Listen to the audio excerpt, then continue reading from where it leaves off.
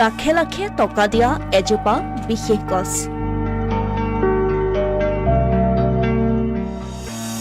এই বিশেষ গছজোপাৰ খেতি কৰি স্বাৱলম্বী হৈছে এটা বৃহত্তৰ অঞ্চলৰ ৰাইজ।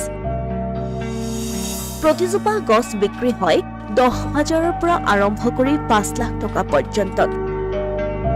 হয়, মূল্যৱান সাঁচি গছৰ খেতিৰে অৰ্থনৈতিক বিপ্লৱৰ সূচনা হৈছে উজনি অসমৰ চৰাইদেউ জিলাৰ বৃহত্তৰ মথুৰাপুৰ অঞ্চলকে ধৰি ইয়াৰ দাঁতিকাষৰীয়া গ্ৰামাঞ্চলত। অঞ্চলটোৰ সাঁচি খেতি তথা ব্যৱসায়েৰে বৰ্তমান অৰ্থনৈতিক ভেটি টনকিয়াল কৰাৰ লগতে বহু শিক্ষিত যুৱকে দেখুৱাইছে কৰ্মসংস্থাপনৰ বাট। বিশেষভাৱে অঞ্চলটোৰ ভকতগাঁও, বৰগাঁও, সৰু মথুৰাপুৰ, বৰ মথুৰাপুৰ, 101 নং গ্ৰাণ্ট, মানিয়াহোলাকে ধৰি কেইবাখনো গাঁৱৰ প্ৰায় 80% লোক বৰ্তমান জড়িত হৈ পৰিছে এই সাঁচি খেতিৰ সৈতে।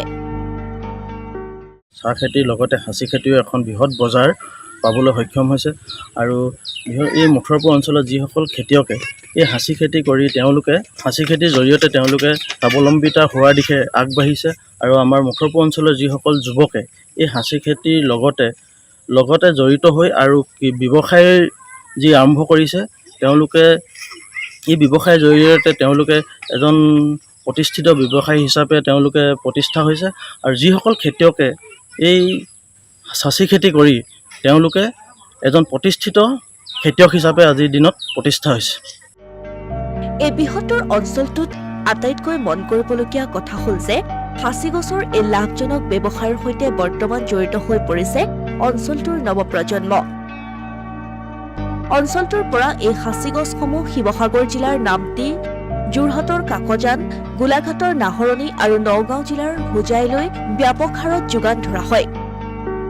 বৰ্তমান সময়ত অঞ্চলটোৰ ৰাইজে সাঁচি গছক খেতি হিচাপে লৈ ইয়াৰ ব্যৱসায় ভিত্তিত খেতি কৰিবলৈ আৰম্ভ কৰিছে।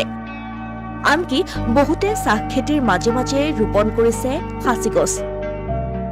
আপোনালোকে দেখিছে মোৰ বেক চাইডে মই বাগানৰ লগতে চাহ খেতিৰ লগতে মই সাঁচি খেতিও মানে আৰম্ভ কৰি আছোঁ। সাঁচি খেতি মই প্ৰায় মানে 1000 জোপা এতিয়া বৰ্তমান লগাইছোঁ আৰু নিজেই ৰোৱাৰ উপৰিও আগৰ যিবিলাক গছ আছিল সেই গছবিলাকৰ পৰাও মানে গুটি সৰি পিনে এই সাঁচি খেতিটো নিজেই হৈ থাকে।